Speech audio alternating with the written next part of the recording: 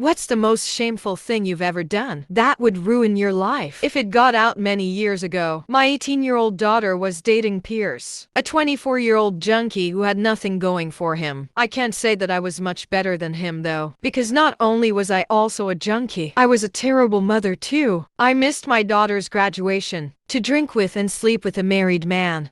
I stole money directly from her wallet to go buy cigarettes, and in general cared more about my alcohol than her. Well, when my daughter finally broke up with Pierce after he sold her jewelry to buy alcohol, Pierre started calling me. He first asked me to talk to my daughter to get her to forgive him. But when I said no, he started being a little flirty and invited me to talk it over during a drink. I turned him down at first, but then one day he said he had a bunch of snow on him, and I couldn't resist. I knew it was wrong, but I did it anyway. He came over to my house, did the snow, and we ended up doing it.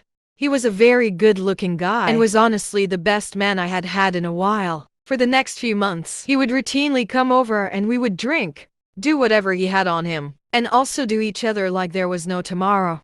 And then I got pregnant. I knew it was his. I did it without protection. A few times I panicked when I found out. I didn't know what to do, so I did what I thought was best. I never told him about the baby, and simply went to a clinic to get it terminated. I stopped seeing him after that, because keeping that secret was too weird. In a weird way, doing this saved my life, because going through that made me reflect so much. I got sober fast forward 2 years. And my daughter calls me to tell me something. She says she knows how I'll feel about it, considering I didn't like him back then. But her and Pierce have gotten back together because he is now fully sober.